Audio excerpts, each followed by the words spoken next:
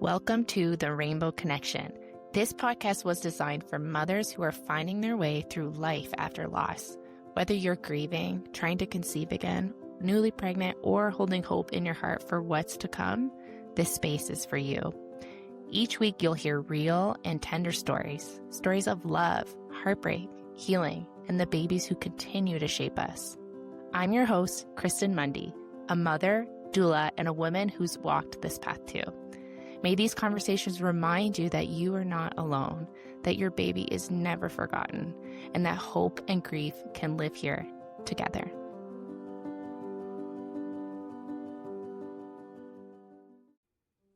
Are you trying to conceive after loss, or maybe thinking about trying to conceive after loss? I know this journey can feel so incredibly heavy, lonely, and overwhelming at times. The hopes, the fears, the grief. It can really feel like no one truly understands what you are actually carrying. And that's exactly why I created Mother Like No Other, a nurturing, flourishing community for women navigating this tender season. Here, you are not just joining a group. You are stepping into a space where your feelings are held, your experiences are understood, and your journey is honored. You'll connect with other lost moms who truly get it, learn practical tools to help you through those really hard days, and gain guidance from me and other guest speakers on the topics you're really wanting to learn. Each month, we come together for a learning workshop where we dive into topics like grounding strategies, self-advocacy, and nurturing your mind, body, and soul. It's a place to feel supported, to grow, and to prepare for the journey ahead without judgment, without pressure, and without long-term commitment. For only $22 a month, you can join when you need it most. If you're ready to feel seen, held, and understood, come join us. Find all the details at thedoulalife.ca/motherlikenoother. I hope to see you inside. Hello, everyone, and welcome back to another episode of The Rainbow Connection. Thank you, as always, for tuning in. Today's episode is a really powerful one, and I know it's one that many of you are going to connect with deeply. I'm joined by Cathy, Nguyen, who lives in Perth, Australia, and she's here to share the story of her daughter, Sage, who was sadly stillborn at 36 weeks after what had been a completely low-risk pregnancy. Cathy walks us through the shock of her loss, the 30-hour labor she endured to meet her daughter, and the days that followed. From navigating postpartum without a baby in her arms, the silence of an empty nursery, and the loneliness that comes when the world doesn't really know how to hold your grief.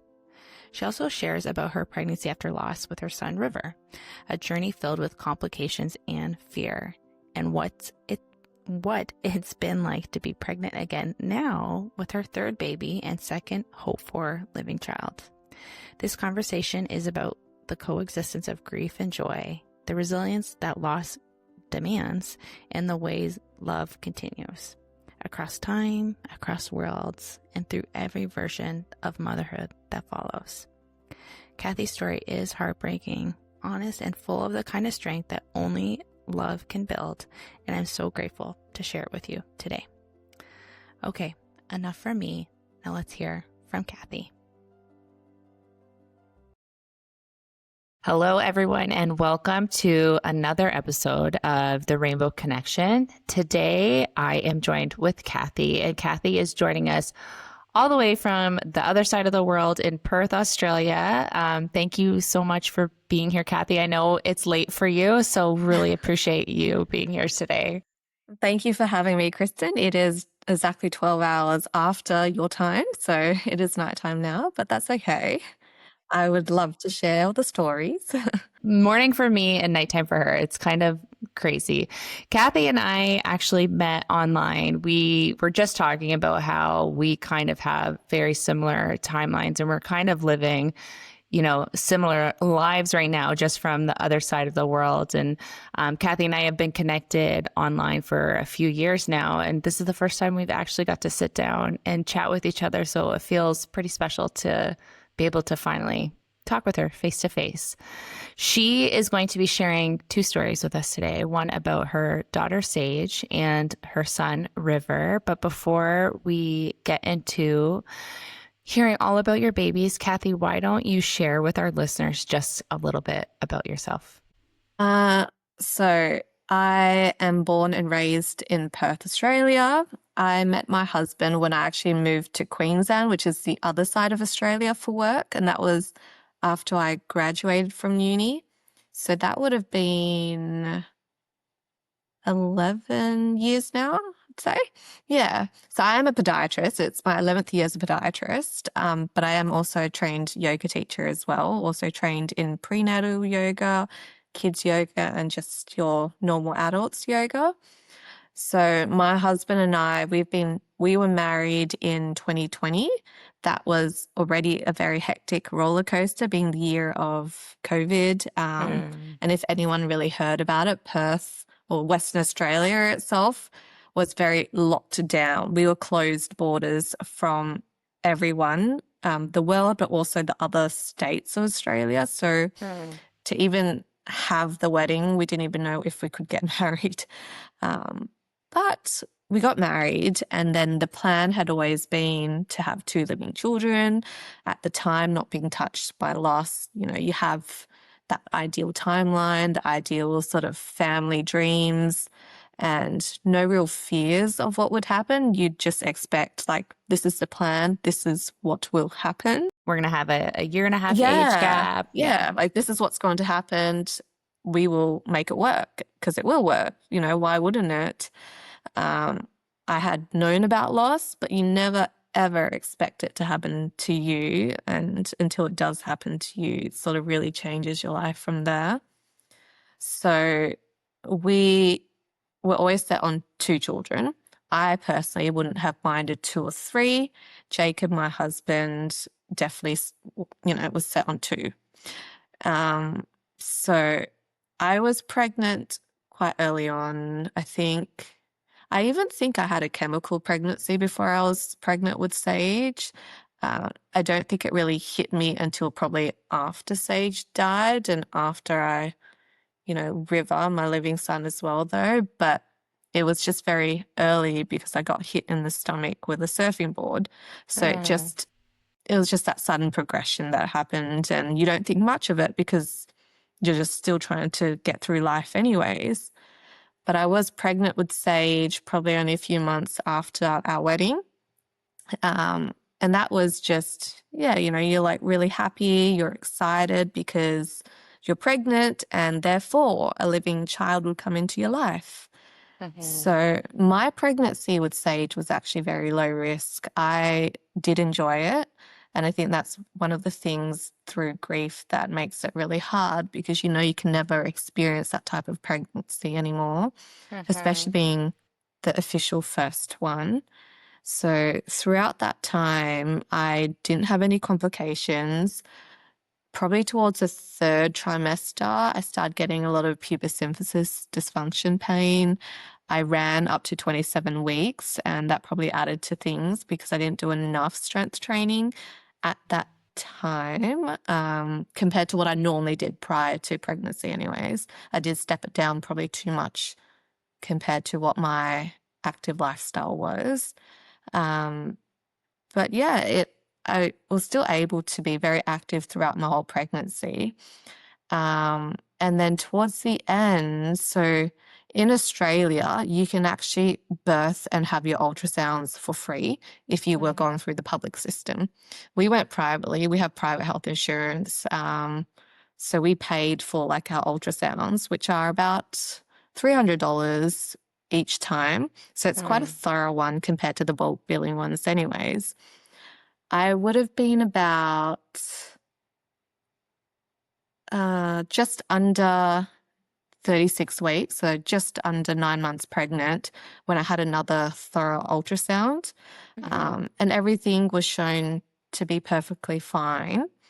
And then just only 2 days after that day, I didn't feel her move. And I guess most mums know that, there are certain times that baby moves more than often. And at the time, because it was the first time that happened, I didn't know whether it was just maybe she's asleep and she's just, not active right now. Maybe she'll be active later. Mm-hmm. But yeah, I think there was a bit of doubt within myself, like what it could be, because surely the worst thing ever would just be, not loss. Nothing as permanent as that. That you don't ever expect it to be so permanent like death. It might be just something that you'd have to adapt to life, but surely like nothing bad. I ended up just drinking a lot of like sugary drinks just to see if more movement would happen. It didn't. So I called the hospital. I went to the hospital to get checked. I saw 3 midwives who came to try to listen to the baby's heartbeat, to find Sage's heartbeat, and they couldn't. And I had at the back of my head, like, I was hoping it wouldn't be a stillbirth. I remember messaging my sister. I was like, hopefully it's not a stillbirth. And she said, no, don't say that. The typical sort of response that people would say, because don't think things that, because apparently if you don't think it, it doesn't happen. Mm-hmm. um, but That it only was happens to other people, right? yeah, it was at the Mm-hmm. back of my head, and you still hope that it's not that. Like, surely maybe they missed it. But I was waiting for the obstetrician to come to actually do an ultrasound to have a look. And then after that, that was the moment. I had a hand on my knee, and then it was those words of, I'm sorry, there's no heartbeat. And in that moment, the only thing you can do is dissociate.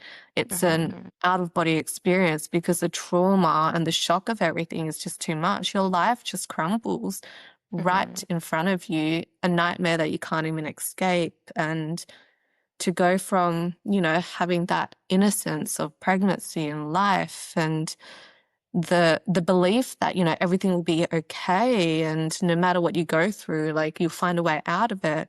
But you can't in this instance, not when your baby's died within you and you haven't even been able to meet this child yet. Mm-hmm. So that was, I guess, the beginning of the end in a way. The Mm-hmm. end of life, how I knew it, the end of like my sense of identity, my plans, my daughter, just everything that I knew is suddenly taken away and robbed, and you're left just with pieces that you don't know what to do with. You might be guided and told what the next step is, but only you can really figure out what to do and make the choices about it. Like, you still have to choose what to do. You can't just stop and sit with everything, because I still had to birth Sage. I still had to go through labor and go through birth. And I don't think people realize that stillbirth is like, you still have to go through everything. Mm-hmm. Just knowing that your baby's died, and then you end Mm-hmm. up with a lifeless baby at the end. Mm-hmm. Were you like, was your husband with you at this point? He was. So he was the one that drove us to the hospital. So he was there. Um, I honestly can't even remember what his reaction was. I think you're just so stuck in your own head and trying to figure out what to do. The obstetrician gave us 2 choices. We were either to go home and come back the next morning, because it had been nighttime by then, Mm-hmm. or we can start with the prostaglandin pessary to start the process of like induction and labor. And no one wants to go home. Like, when you're told that your baby's died, you're not going to sleep. You don't want to go home. Like, there's just more triggers with that than trying to just move on to the next step. So yeah, like, you can't just stop and sit with everything. You have to just keep going. Um, and that's what I chose, to start the induction. So it ended up being about nearly 30 hours of labor in total since Mm-hmm. that the start of everything, and it progressed. And I think that's one thing that I'm glad that happened, though, because I know even people without loss, going through inductions, some people don't actually progress, and it actually leads to cesareans as well, especially if it's more medicated in hospital. Mm-hmm. And if it's early too, right? Yeah, so Mm-hmm. I did progress. It just took a longer time. I can imagine it would have been shorter if Sage was alive, though. Um, But the birth itself, I guess if she was alive, it wouldn't have been a bad labor and birth. I still tried to have as much of an empowering birth and labor as possible. I think when loss and grief rob so much from you, you want to try to lessen how much derails in your life. You want to control what you can. And having control of the labor and the birth is something that was in my hands to a degree. I still had a birth plan and I still wanted it to be as close as possible to that, even as traumatic and stressful and very heartbreaking as it was. What did like an empowering birth look like for you? Carrying birth would be having things in an informed consent way. So I was very aware of the choices being done. It was always up to me. I was doing what I wanted to do during the labor and always respected in that way. I had a really good midwife there as well. She was a perinatal loss midwife, I think. Yeah, so she actually advocated a lot for any lost mums. And just, I felt very cared for and considered that way. So everything according to my birth plan in terms of, making sure that I wanted to do what I can without medications first and then to not be forced into anything that I didn't want, to try the positions, the shower, the sort of acupressure points, just things before anything else. And if I wanted, say, the epidural in the end, because it is very exhausting by the end of it. And sometimes it's not for pain, it's just for that energy as well. Then I'd be happy to have it, but not as a first choice and not because I was told that was the only choice. So I was still able to have that. I felt very respected in that way. Going privately also means that there's only a certain amount of people that come. And normally in a birth suite, you can only have one support person. But given that Sage had died, my family ended up just rocking up as well at different times. And they were actually allowed to come in as well at different times. So I come from a Vietnamese background, so food is everything. And no matter what the situation is, there's always food. Not that you're ever hungry in labor, and especially after knowing that your daughter's died. But my mum did drop food off, and so did my dad. But I think in those moments, it makes it feel a bit more real to have someone from your life there to sort of cry with you in a way. But I think the hardest part was also their hope. Like you hope that everything's wrong. You hope that because Sage hadn't been born yet, your baby hasn't been born yet, surely everything's wrong and she is going to still be alive after birth. But I think having that hope from other people just adds that little bit of that layer of sadness a little bit more, that sort of disheartening feeling, disappointment that not only did I feel robbed, but I feel like people around me were also robbed and then I let them down in a way, even though I know it's not my fault.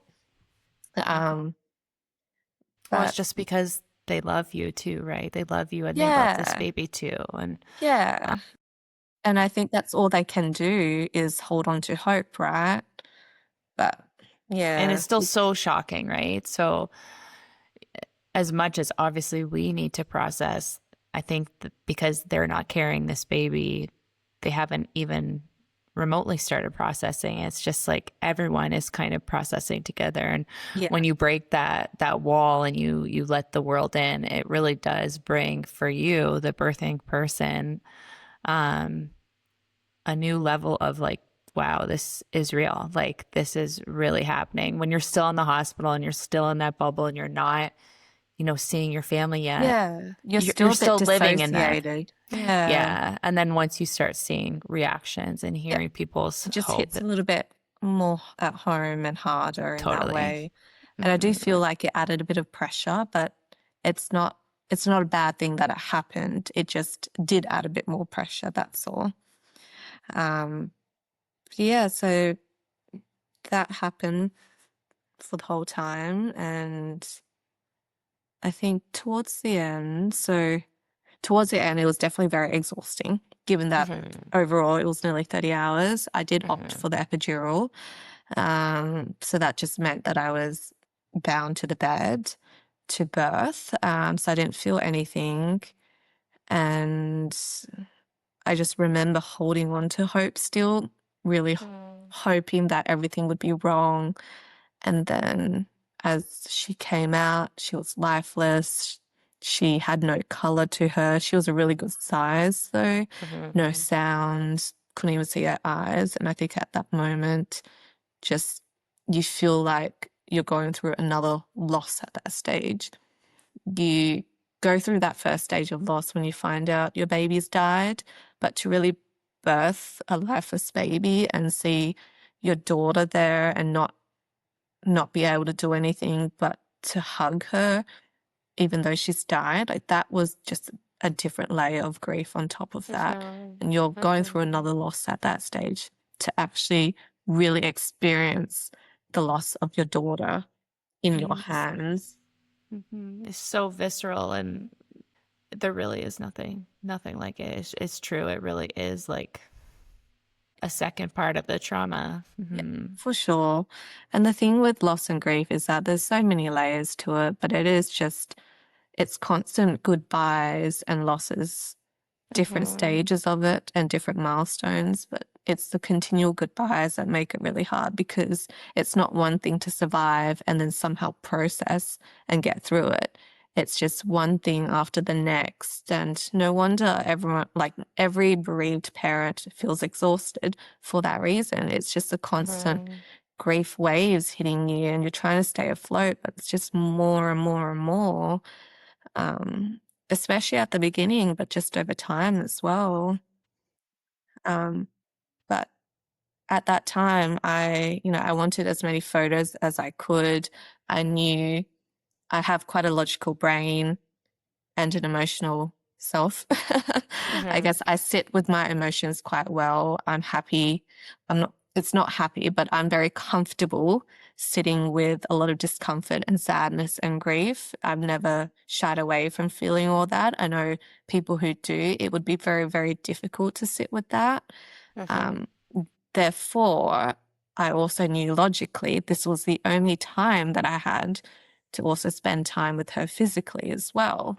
Mm-hmm. So right after birth, I still wanted that chest to chest experience. I didn't want that to be taken away from me. But everything, as much as it was a pretty good labor and birth, it's still very tragic and heartbreaking. You still don't get the experience you wanted, but it was, I guess, better to have that than to not, Mm-hmm. if that makes sense. Mm-hmm. So I still had the chest to chest experience. I had the midwives take photos. I ended up with a second-degree tear and postpartum that actually got infected. So it really made postpartum quite hard. I couldn't stand or walk. I ended up in shock as well after birth. Mm-hmm. I remember just feeling very cold and I was shivering and shaking, but my temperature was actually going up because I was under 9 layers of blankets, but still shivering. So it wasn't that I was physically cold. My body was just in a lot of shock. That was all. And I did pass out as well.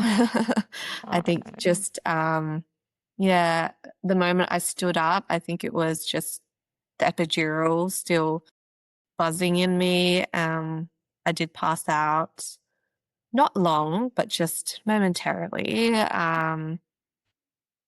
But yeah, I guess that was sort of the birth part.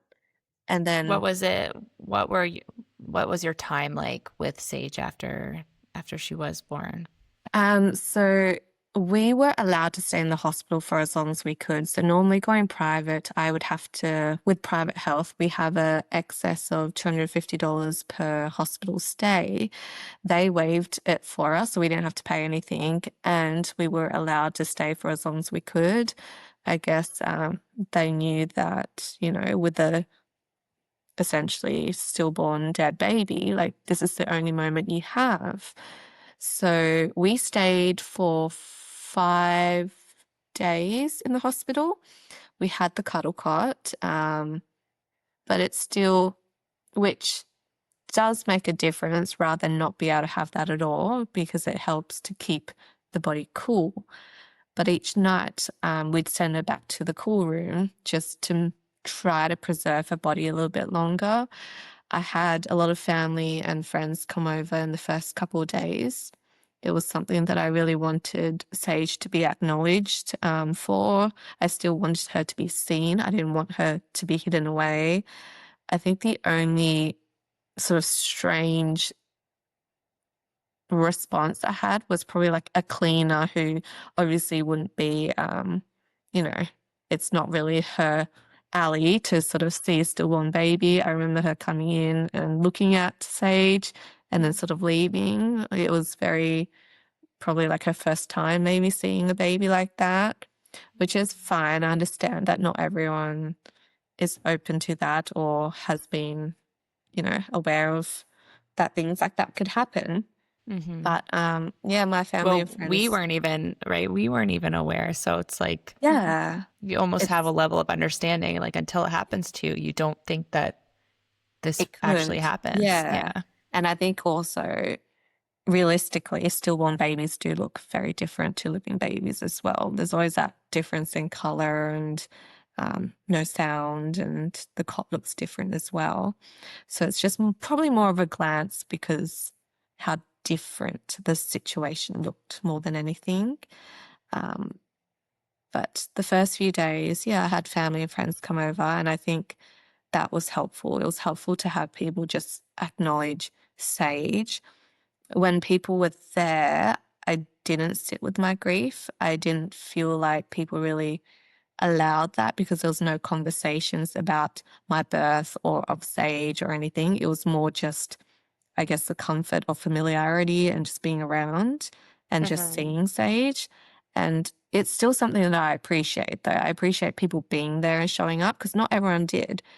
We still had, some people decline coming because they said they just wouldn't be helpful, that it was too much. And Mm-hmm. unfortunately, some people do put their own discomfort, temporary discomfort, over your lifelong grief and experiences like that. Mm-hmm. Um, so yeah, I think looking back, it would have been nice to be able to share everything and really have people sort of guide me through grief at that time. But I also get that not everyone really knows what to do. It was all new to everyone as well. In my Mm-hmm. family, and I have a really big family, my mum's one of 13. So I have a lot Mm-hmm. of aunts, uncles, cousins. And then on my dad's side, I've got quite a few too.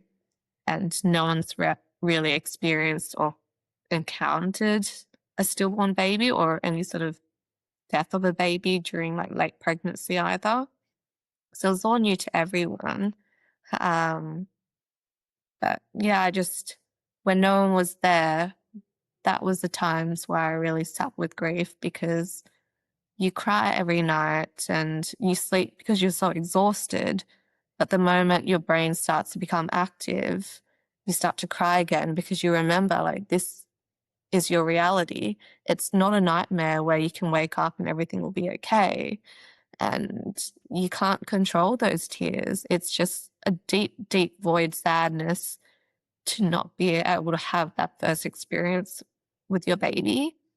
Mm-hmm. Um, Losing the first child and first baby means that you'll never be able to experience a pregnancy, a labor, a birth, and postpartum without grief hovering over.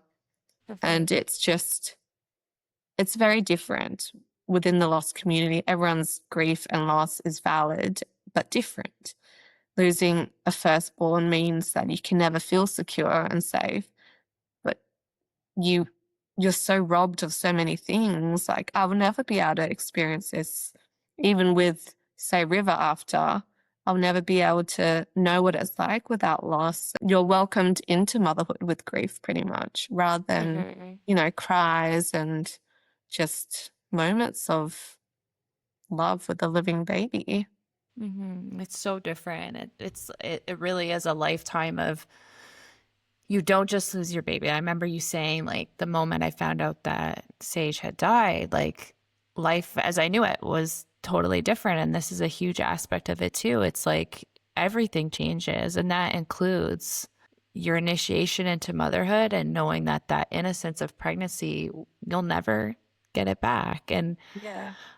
for anyone who their birth, I mean, birth is important to everybody, but some women have a desire to birth a different way or be pregnant a different way. And like, you can just never go back there. And it is another element of what is robbed from you. And Yeah. I definitely deeply feel that, you know, just as a doula, like this is what I do day in and day out. And No. it's just sometimes crazy to me that, you know, you can never go back. You can never Yeah. unlearn. You can never sort of go through everything again without that hovering over anymore. You just can't. And I think that that's really hard to always accept. And even if you do accept it, it's still very hard to know that that's your reality, to know that this is the life that you have to now pay forward from and take with you rather than be able to sort of track back and then do it all over again. There's no escaping, right? The only way, No. yeah, the only way is through. And there's like no Yeah. other way of really putting it. And It's a big heaviness to carry every single day from that moment. what did like, so you guys got to spend 5 days with Sage. I'm sure they were the most precious days of your life. And what did kind of life look like for you guys after, you know, you left the hospital? What was that like for you? Yeah. So I'd say, like, as I said before, like there's many goodbyes within loss and grief. Another goodbye was leaving the hospital. We could have stayed longer, but you can tell that Sage's body was just starting to disintegrate. Her color was changing. She was shriveling up, and I just didn't want to prolong her anymore like that. So to really leave her at the hospital, during the hospital stay, we also had to plan the funeral and do other things as well that most mums don't have to do, you know. It's not something that you want to do with your baby, but to be thrown into motherhood and then have to plan a funeral straight away, like that was really hard. When we left the hospital, our funeral director, he advised us to meet in the chapel and then sort of just drop her there and walk away rather than see her in the car be driven away from you. So that was a really, really intense goodbye, to know that that was going to be forever in a way, until the funeral day. But to leave the hospital empty-handed, go into the car, and we had the car seat in the car already. There was just, yeah, it was just empty. There was silence. We went home. The nursery room was already done, being, you know, I was 9 months pregnant at the time. And just not knowing what to do. Your whole pregnancy, you plan to love and nurture a baby. Like, that's your job. And then suddenly, overnight, everything changes and you feel like you don't have a purpose. You don't know what to do in life, because you go home and it's, now what? What do I do now? I don't have a living baby. And just the silence sound, like, it feels very empty around. There's empty walls. There's nothing to do. And you just feel very lost. Feel very, very lost going home, not knowing what to do. I think those first few weeks were just, there were some things that you still had to do, like get through the funeral and plan certain things. And I still had to heal as well. And like I said before, I ended up with an infection. And I think it wasn't until maybe that night after Sage's funeral that I was able to get antibiotics, and then it got better. So it was at least 2 weeks of pain that just kept getting worse, but you sort of put it off because you're just trying to get through the days as it is. Well, and physical pain sometimes gets masked by the emotional pain that you're feeling, right? Like, and some people just don't care about the physical pain because they just You're inside they're like, consumed. You're consumed yeah. by how you feel. It's very intense. It's a big void, and any mum would know postpartum, like you have a lot of hormones as well, which adds to Hmm. how intense you feel. But then to go home and have no children at home at all, you can't hold anyone tighter and, be grateful for that. There's no one at home at all. And no one at that time could understand how I felt because I didn't know anyone who went through Hmm. a loss like I did at the time either. So it was very, very lonely. Yeah, and there's a physiological process too to that because your baby really is a part of you, and we're designed by nature to need to be with our baby after we give birth to our baby, and leaving our baby and not having our baby. There's a reason why we cuddle our baby and kiss our baby. There's like it's so much more than just love and affection. It's a physiological It's for need. both the baby and the mom. Like it's that Yeah. connection. And Hmm. to not have that, it's just that layer of grief that no one can really understand unless you go through it. Hmm. It's It's a big it's a void. physical ache, right? Like Yeah, it's a physical ache and pain. it hurts. It really does. Yeah. And I would always wish that I had, at least one living moment with Sage. I remember someone telling me, oh, at least, she wasn't alive when she died. But I said, that's one thing that I would have loved to at least have one living moment with her, to Hmm. see what her eyes look like, to see her move, to, like you grieve the whole birthing experience. And that just minuses that part of grief. You grieve so Hmm. much, but it minuses that part of grief if she was alive at birth versus Hmm. not with Hmm. stillbirth. Hmm. Um, I but know it's I got that a lot too. Like at least like she never lived mm, and you didn't have to say bye to her after that. And I was like, I would literally do anything to have one one moment with moment. her and just look in her eyes and have a mother daughter, Yeah, that moment, the little connection. moments that you are so robbed from, and that so many people have the privilege to have. It's always going to feel unfair to not ever have that moment without grief, especially with the loss of the first. Hmm. How I would be interested in hearing how, people did show up for you and your husband after Sage's death. What was that like for you? Um, I found it very mixed. I guess some of the good things were I had food dropped off. That's one thing, the mundane stuff that you don't want to do. Mhm. I initially there was an outpouring of comments and people reaching out, which I'm quite introverted. I prefer messages rather than phone calls as well. And I Mhm. think that was something that some people also didn't realize, because I had phone calls and not Mm. everyone sort of helped me filter through that. It was just like my dad had a call from someone in the family and he would just bring it to me and force me to talk and things like that. That And sounds awful.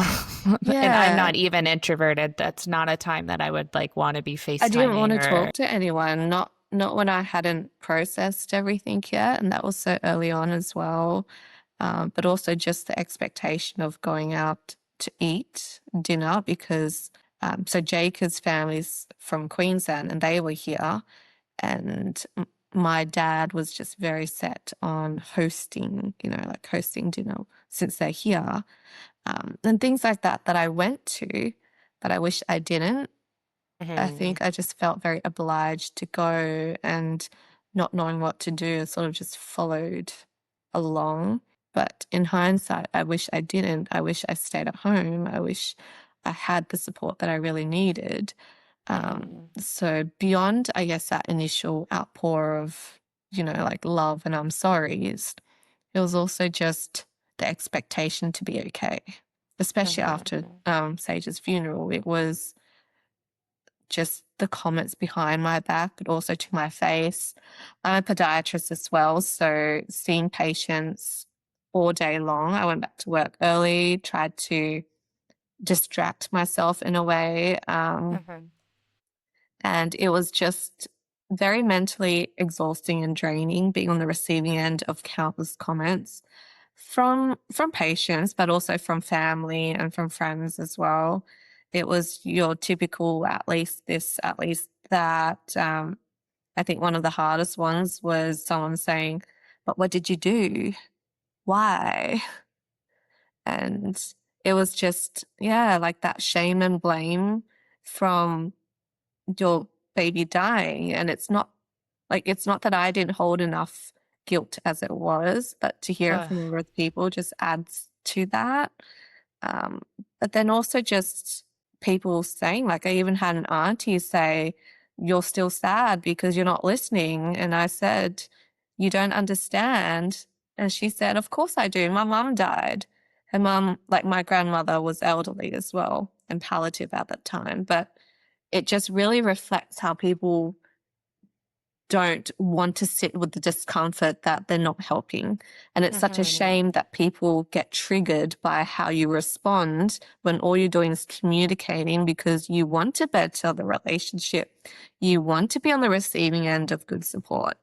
Yeah, you want them to be able to show up the way that you want them to show up Yeah, because you ultimately love this person and you don't want yeah. to see them any differently and you want them to be able to comfort you, But right? that's what really breaks relationships, right? When someone doesn't care enough beyond their own ego. And it's just really unfortunate because that's what really, yeah, burns those bridges. Yeah, Um, or just projects what, they think that you need. Like, this is how I mm, felt. Like, just the instance of, like, this is how I felt when my mother died. Well, that's great for you. And I'm sad that your mother died, but mothers aren't supposed to lose their children. I'm no, sorry, but it's a completely different experience. And just you saying that shows how you are really little you actually not, think about. Yeah, yeah, understanding this. yeah. Hmm. So, yeah, it was comments like that. And then behind my back, it was also comments about how um, I had a cousin give birth a couple months after Sage died. And they were saying, "Oh, poor that cousin can't have that motherhood because Cathy, because of Cathy." And um, I just feel like that comparison itself really shows that lack of empathy and even just sympathy. Not everyone has empathy, but to not even understand like the depth of what you're saying, how can you compare that? I Yeah, personally it's, would never want to stop someone from enjoying their motherhood. I would step mhm. away, but the least people can do is actually just think about my situation and not make it worse. But I feel like as time went by, it was just people not understanding how grief works, how really sad that void and depth is of all the milestones that you lose, of having to somehow piece together your life without a baby, and still somehow move forward because unfortunately life doesn't stop, even though it feels like your world shattered and stopped.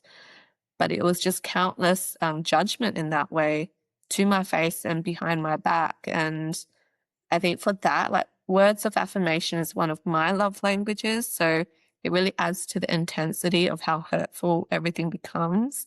Mhm. Um, that that's probably why everything felt so much more lonely for me because it Mhm. was only me trying to navigate through that and then still me understanding that it comes from their own projections and their own triggers. But it's very unfair being the one who's grieving to have understanding for others when Mhm. they're not the ones grieving their daughter who's died.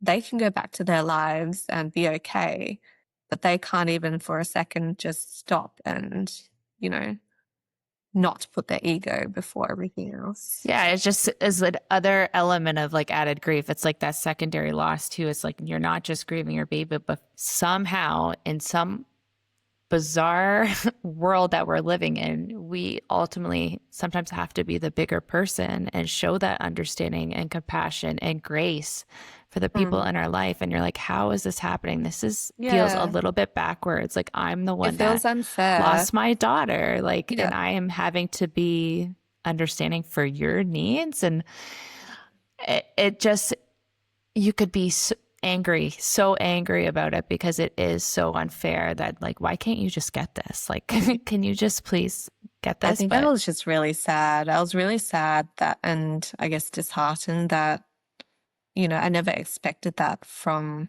family in that way and like the people I knew. I guess you never know what it's going to be like in the world after loss. You never ever think about it. You never plan for it. But I never expected people to make it worse. it really does change relationships, right? And it's like, I didn't want this Yeah. relationship to change. Like, I And loved our relationship before, but this is something that I can't really like ever get over because it has to do with my you can, child. Like, yeah, you can right? move forward and, one day it may not sting so much, but it will always be that sort of hurdle along that bridge. Like I can never go back to a relationship with some people the way it was before, knowing fully well what they did. It's hard because it's still after so many years, there's no accountability with that either. And that's the hardest part. Like I get people aren't aware and, they don't realize sometimes. But to really not take accountability about that, it just shows that there's no room for growth. There's no room Right. for amendments really. Mhm. And that's just a shame. It's a shame that relationships do break Mhm. on top of every other loss and especially the primary loss of Sage dying as well. So it's just a lot to, I guess, filter through and survive through. While we take a quick break, I wanted to introduce you to The Haven, my signature 12-week support program for mothers who are pregnant again after miscarriage, TFMR, stillbirth, or infant loss.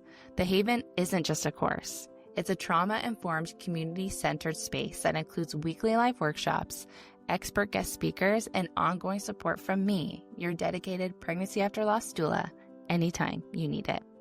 You'll also receive one-on-one check-ins, guided journaling prompts, full access to my birth course Reclaim, and a warm, intimate community of other pal mothers. A place where you can truly be real, be held, and be reminded that you are never alone in this. Our fall cohort begins this September and enrollment is now open. Find all the details at thedoulalife.ca/the-haven. Inside the Haven, your baby is remembered, your voice is honored, and you are fully supported every step of the way.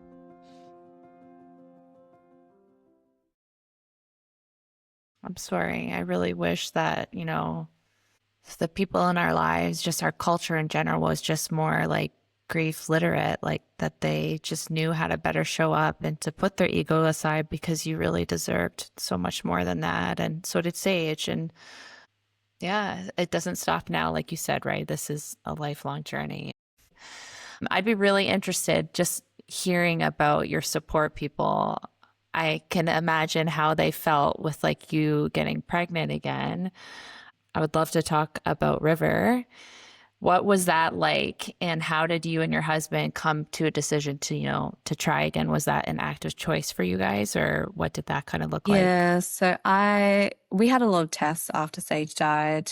We didn't get Mm-hmm. any reason why she died either. As much as people think that, everything happens for a reason or whatnot, well, sometimes it doesn't. But there was no medical reason why she died, which means that for subsequent pregnancies, it's not much you can do about it, but just be monitored if needed. Um, I logically wanted to try as soon as I can. There's always Mm-hmm. that big void at home, empty arms, no living children at home. Just wanting the next best thing after Sage is having a pregnancy and hopefully a living baby after that. But unfortunately, it was that time of, just past COVID, and in Western Australia, it was mandatory, especially in my line of work, to be having your COVID vaccines before like working. And I didn't have any of that with Sage because I didn't want it. But to return to work, I had to have not one, but 3, which unfortunately messed up my cycles. I couldn't ovulate for 6 months, and it was just month after month, hoping to ovulate and still trying, but still not being able to get anything because of that. And it really adds to the layer. I think it's different if you weren't ready and you didn't want it, but I wanted it. I wanted it as soon as I can, as soon as I could. I didn't want to wait any longer. Any day without just made it harder, knowing that, I was childless mother at home and not even having the next stage to start yet. So it was very hard, that transitional time of just trying and not getting there. But I did fall pregnant with River 6 months after Sage died. And initially I didn't want to tell many people. I think there's always that, it wasn't that I feared recurrent loss. Like, I'm very aware that that does happen, but it wasn't the reason why I was hesitant to share to people. I think I was more hesitant because I was afraid that people wouldn't understand what it's like. And especially living through what I was told after Sage died, I anticipated all the comments about, just be positive, or you should be happy now, and things like that. And it pretty much was that anyways. But I didn't really share it to everyone until probably about 4.5 months, 4.5 months. And it was mostly for that reason. I was just dreading telling people because I didn't want to be on the receiving end of it. And I can't not be on the receiving end of it in my line of work either. It's very different if I was working in a very controlled setting and it was only a set amount of people. I think that would have been different. But it was something that I had to share because I couldn't hide it as time went by. And I just really had to throw myself into it and then be on the receiving end of all of that. So it was quite a complicated pregnancy with River. I had things very early on. I had to go to the hospital when I was 12 weeks to get a catheter put in because I had urinary retention. I had vagal episodes where I'd pass out nearly. I ended up getting very sick with a chest infection. I think it was like the late 2nd trimester. And that ended up with, I think it was like 2.5 weeks of intense coughing where I ended up needing to take antibiotics, and I was hoping I wouldn't have to. But because of all the coughing, I ended up with a pelvic organ prolapse, which unfortunately when that happens, it's pretty much forever, but can be manageable with lifestyle. And that just adds to everything on top of being a pregnancy after loss to you feel like your life is hard enough having to survive beyond Sage, but then to keep having like a complication after complication, it just felt like you could not have a break. You're holding your breath the whole time, just hoping for the best and trying to distract yourself and do what you can to better your chances. Yeah, you're really at your max, right? Your threshold Yeah. is really You feel overloaded. so stretched out, and yet, another thing life throws at you, and it just makes it that much harder to get through the day. Like, you're exhausted itself already. But even after that, I went into early labor. So I had to go to hospital and stay overnight. I think I would have been maybe like early 30 something weeks. And then they were able to stop it. And it was just one thing after the next, right up to when I birthed him. But he was birthed alive and healthy. And the labor was much shorter. It was about 12 hours. And I ended up having the epidural at the end, but it only numbed half my body, which wasn't a bad thing because I could still feel the other half, which meant I felt like the pressure of him coming out when I was crowning and actually birthing him. And I remember having a mirror there because it was something that I wanted. And when his head popped out, there was no sound just yet. I could just see him open his eyes and look from left to right. It was the funniest thing ever. And then once he came out, I heard the cry. And, it's such a relief to see movement, hear sound. And after holding your breath for so long, it was just that moment where you can let it out a little bit. Obviously, every bereaved mother knows that, the fear of loss doesn't end just at birth. It is forever. But it's just that one less thing once you get through that part there to finally Like, see life. they're here. I can handle it from here. Just getting them here is like the real You feel like that you're marathon, in right? more control, I guess, when Totally. they're not within you and they're outside in the world in your arms instead. So what was that like, them handing you over your baby? It's very mixed emotions. Something that should have been my second time was my first.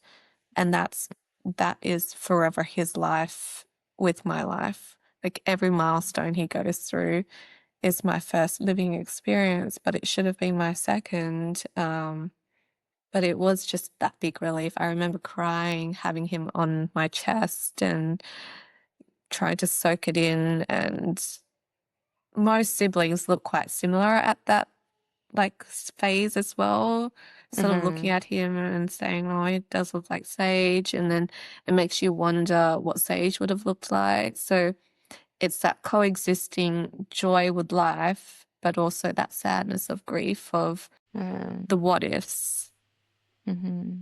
It's like two narratives being written at the same time, right?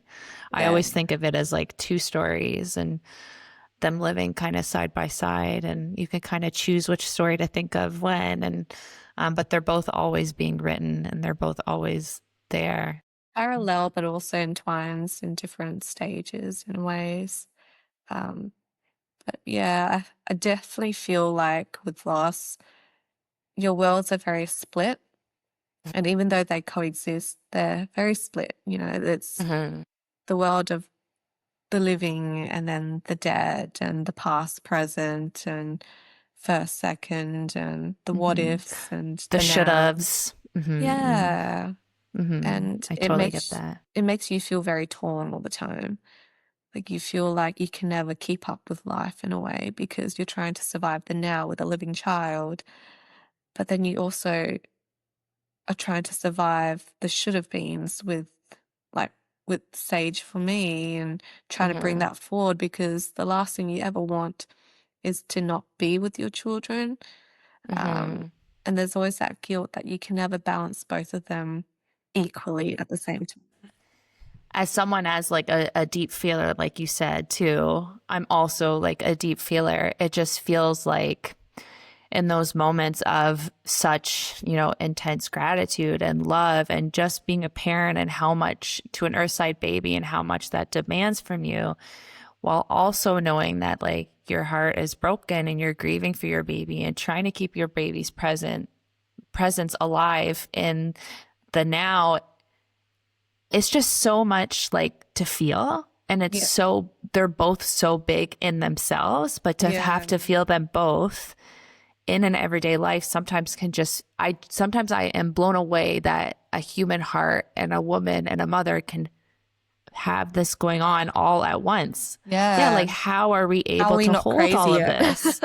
Yeah. It's like, no wonder why we're exhausted. No wonder why we are, It's a lot to sit with. And then to navigate, you'd have to compartmentalize a lot to really get through the day. Like there's these boxes of I guess the different things in your life, and they always sort of touch each other and mix together, but they still have to be separated because there's only so much of your own time and energy that you can have for different things each moment of your life. And I think that's the hardest part as well. Like, if both kids were living, you can share those moments with both of them in a way, but you Mm-hmm. can't when they're of different worlds, and Mm-hmm. that would always feel very unfair. But yeah, Mm-hmm. everything's definitely very coexisted. And joy is so much more like energy, experiencing joy is so much more like energy giving, whereas Mm. like grief is so depleted. And I feel like with two alive children, you'd be getting that, reaffirmation of joy all the Yeah, time, and that kind of boost of energy, where grief is yeah, just like, it takes from you. yeah, yeah. So it's just crazy that the two can coexist at the same time, but they somehow do. What was it like, or what has it been like? Because now, how old is River now? He is just over 2.5 years old. Okay. So what is it like, having a busy toddler and, because aren't you're currently pregnant too, right? I am, so Mm, hopefully having a second living soon, hmm next month.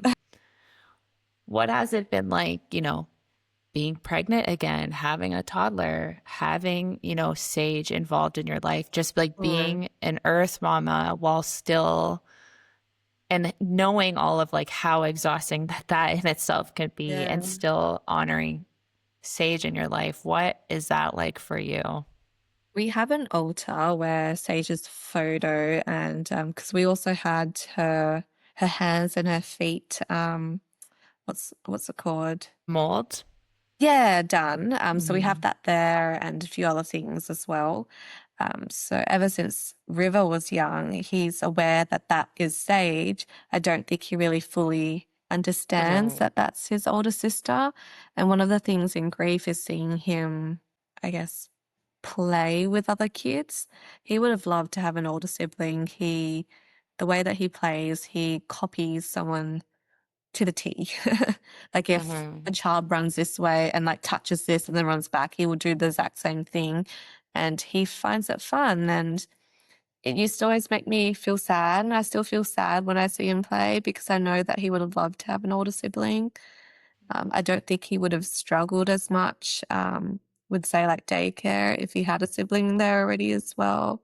He's a very securely attached child. So um, yeah, it just makes me sad knowing that he also has lost that, even though he doesn't know it yet. Um, Mm-hmm. but in my motherhood, I definitely am aware that I don't want to project anything onto my kids. I don't want to limit my fears onto like their lives. I don't want that Mm-hmm. to happen. So it's not that I ever stopped him from doing anything from my fears, but it's also just very sad seeing him miss out on things that he should have had as well. Mm-hmm. Throughout River's 2.5 years, it wasn't something that I could also relax in either, as much as I was trying to soak it in. With loss, it makes you feel like you've got a timeline that you have to try to catch up on. Because by this time after River was born, I would have been done. I would have had two living children. Mm-hmm. But instead, I still had to think about planning another child and hopefully not going through what I went through with Sage. But that, my plan before, like even Sage, was to have two living kids before 30. And I'm 32 this year, and obviously I haven't gotten there yet. But it was Mm-hmm. just, it felt like it was just grief after grief of things, of plans. And, for other people, they may think like it's nothing, but when you've planned it for so many years and you've had that in your head, it's very deflating knowing that like, there's nothing you can do that can work around it. The only way that would Mm-hmm. have worked was, say, if I was pregnant with twins instead of River. So if River Mm-hmm. had a twin, but it didn't happen. So as Well, that much as, affects other plans too, right? It affects your yeah, career, it affects relationships, affects yeah, like if you were having babies with your friends or they had cousins Yeah. close in age, it really does just not affect your family timeline. It affects It changes everything. everything. Like I have to go through now a third maternity leave from my work and build my way up. It also changed, I guess, the relationships of friends and family who has kids as well. Yeah, there's that ripple effect that people aren't aware of until you go through something like that. But I actually, so I breastfed River until he was 2 years old. Before that, I was hoping to be pregnant again quite early on when River was younger. Unfortunately, I didn't have my cycles return. I think just grief and motherhood and work itself was just a lot on my body. I Mm-hmm. spent 9 months having acupuncture. I also had like weaning teas to try to reduce a bit of milk supply and see if that was enough to have my cycles return. But yeah, after 9 months of acupuncture and trying everything, it just wasn't going to happen. And I Mm-hmm. felt like I had to sacrifice breastfeeding just to fall pregnant again. And it's something that I did have to sacrifice, which is also, I feel like that wasn't in my control. Like it wasn't my Mm-hmm. choice to stop. And anytime, because loss and grief is something that you feel like is out of your control already. So any moment where it's not purely your choice, it feels like it's just that added grief because of grief itself, if that Mm-hmm. makes sense. Mm-hmm. Totally, it totally does. Yeah, so I spent actually quite a lot of River's living time frame in his, small 2.5 years, really trying to plan that next thing. It's a very traumatic chapter in my life that I would have loved to close by now, but I can't yet. Uh, Mm-hmm. so it did take a very long time to get to where I am now to be pregnant. And I'm glad that I was able to get pregnant. I know that not everyone is able to, even after loss, but it Mm-hmm. still eats you inside knowing that everything's so different to what you had planned. And maybe it wouldn't eat me inside so much, maybe like 10 years down the track or something. But right now, it's quite raw still. You're still in that chapter. You can't close it yet because you're still living all those experiences. It's still very visceral. It's still very Yeah. raw. And especially being pregnant again, it's stepping into the fire once more, right? It's actively choosing something that many people would love to close the book and never look at again. I think about, people that I say step in the fire because it's like if you ever were in a fire, you'd probably have a fear of fire for the rest of your life. And Yeah. and pregnancy after loss is like you're literally choosing and having to return back to trauma and to like your You have deepest to relive grief. through everything knowing it's the only way that you could possibly have, hope of a living child. And that would, Exactly. yeah, it would always, It's so hard. it's very hard. It logically, like I would go through it for a living child, but it does not lessen how hard it is. And Hmm. even through this pregnancy, like with River, it was the anticipation of people being, oh, the happiness of everything. And then this time it was the anticipation of people expecting me to feel better because I've already had a living child, not knowing Hmm. that I still have to relive through everything. I'm still, I don't know whether I'll have to grieve the experience of a living girl for life or relive a pregnancy that ended in death and just all those emotions that come with any pregnancy after loss, really. But then this pregnancy, this third one, has been the hardest out of all three, physically as well, Hmm. which really adds to the layer of the emotional grief of having to go through it again, knowing Hmm. that I wouldn't have had a third pregnancy if Sage was Hmm. alive. Hmm. What has been the best way, for people supporting you during this third pregnancy? Has anyone kind of showed up for you in a positive way, or has anything been more supportive for you this time around?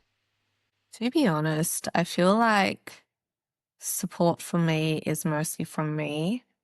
Mm, As much as some people may feel like they have or they tried to what they could offer, um, it just, it's mostly been my own resilience and my own understanding of myself and how I feel mm-hmm, getting through. And I can imagine if anyone else was in my position who didn't have the support around, it would be very hard.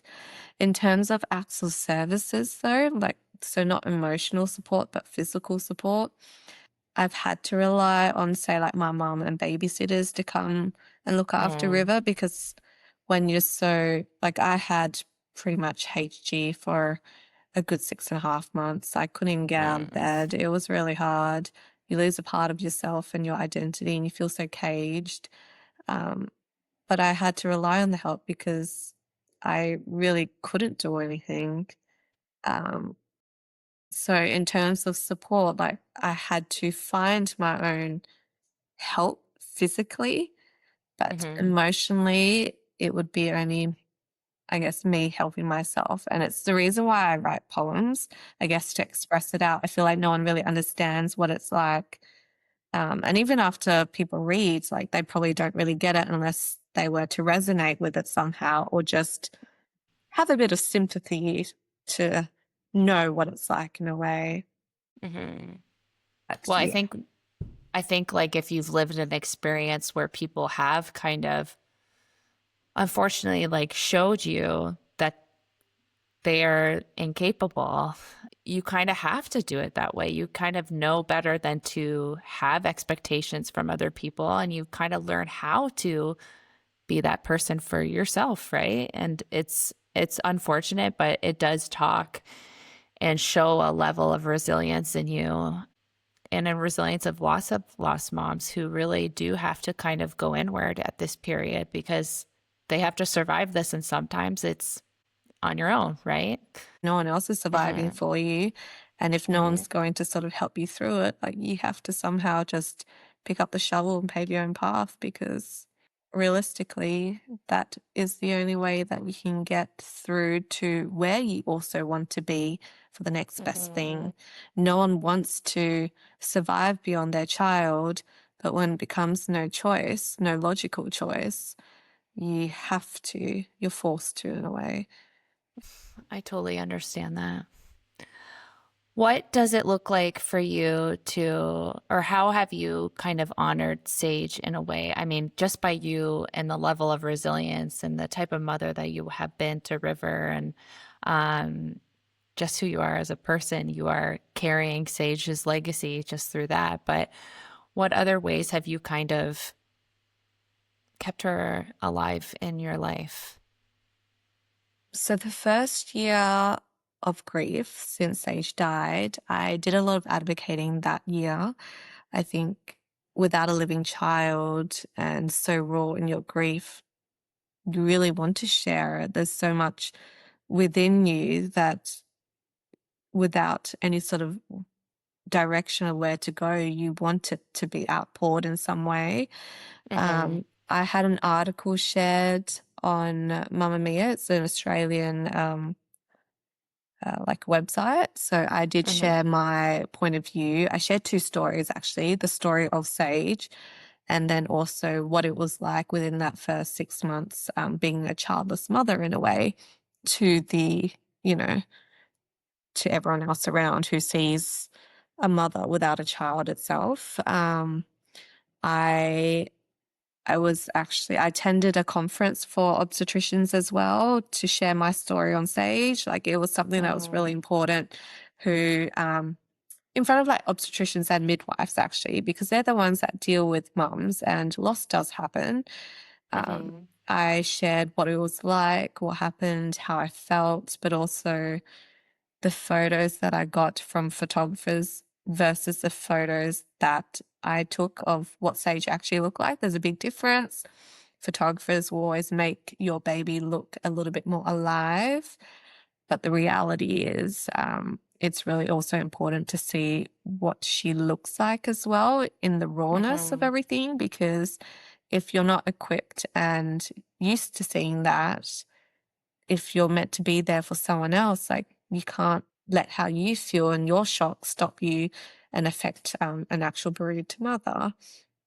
Every year in Australia, we have a walk to remember on the 15th of October, or roughly around that time anyways. It is for the Remembrance Day. And that first year, I also shared, I think, yeah, that was the year that I shared a poem that I wrote about Sage. So being like a bereaved mom, sharing my experience. But also, I think just I was active on social media, sharing how I felt, sort of journaling in a way. I didn't share everything, but I shared a lot of what I was going through, and then what support should have been like, had it been good support as well. So that was me advocating in that first year, and even beyond. Like I still share things of like how grief still affects me now, even through, I guess, after River was born. I think there's always that expectation that something goes away, but it doesn't.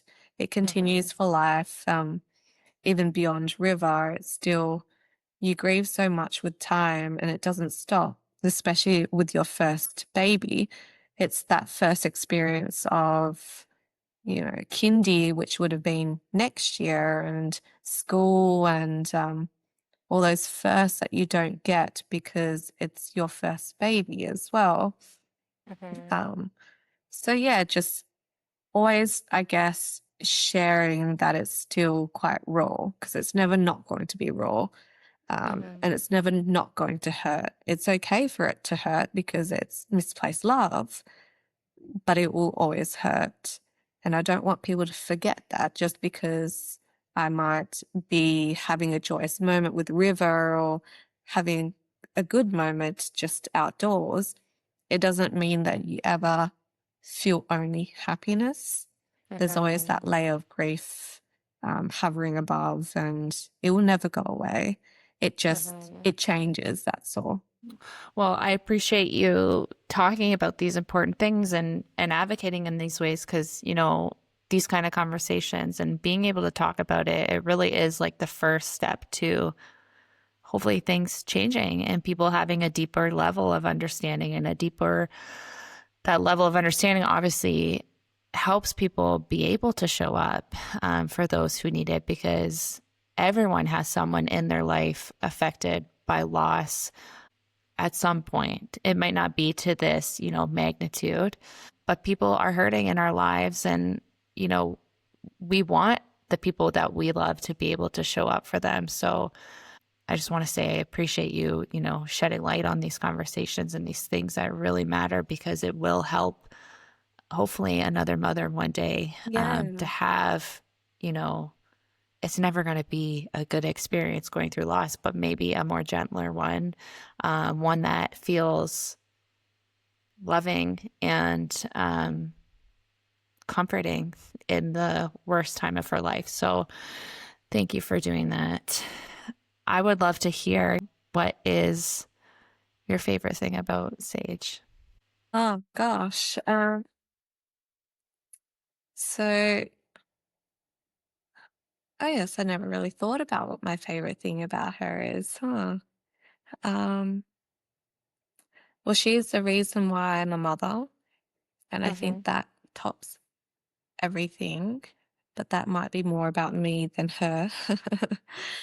um, in terms of Sage, so her hands and feet, she's actually at birth was taller and longer than River. River's quite a shorty. But her hands and feet were actually quite big, especially for her size. And I think that took after my husband more than me. I'm quite short myself. So that probably was the first thing that I noticed, really. And I sort of kept looking at it, and it just allowed me to hold her hand a little bit more. Um, She really is a beautiful, beautiful baby. you. Yeah. I guess in grief, you don't always think about the good things because it's so Mm-hmm. overshadowed by the sadness of what should have been. Like Mm-hmm. when I think about how much I gravitated to her hands and feet, but then it's always, it's very sad knowing that it wasn't Mm-hmm. alive and moving in that way. Mm-hmm. Mm-hmm. I Yeah. get it. It's that duality again, right? Yeah. It's always the coexisting of things. Mm-hmm. Yeah. Mm-hmm. I hear Oh, but you. to add to everything that I have done since Sage as well, I did write a lot of poems. I Mm-hmm. self-published a short poetry book in memory of Sage earlier this year. So that was pretty much focusing on the grief of when she died and then the birth and then the aftermath of grief with Sage. And that's more in hopes that I guess it resonates with anyone going through something similar. You can never lessen your own grief, but if it can make one person a little bit less lonely in their grief, I think that would make a difference for someone. Definitely would. I'll definitely share that in the show notes so our listeners can check it out. Thank Yeah. you. Well, Kathy, it's been a pleasure talking to you today. Again, it's duality, right? It's been a Yeah, pleasure getting to know you and hearing your story. At the same time, my heart breaks for you, and I see you, and I see your beautiful daughter, and I see your, life coexisting. And I'm just so appreciative of you sharing your story here today. I mean, this in itself is advocacy for your daughter and for lost moms, because I know that there will be a mom today that hears this that will feel a little bit more validated and seen in your story and comforted in knowing that, she's not alone in some of the things that she's experiencing and feeling or has felt. So just want to thank you so much for opening your heart. thank you. Thank you for having me and listening and having this platform Mhm. to share to other mums. I think it's just it's really nice having this sort of space. I feel like in a world where people prefer to, shut down grief and sadness, it's really important space to really validate how bereaved mums feel or bereaved parents Mhm. overall.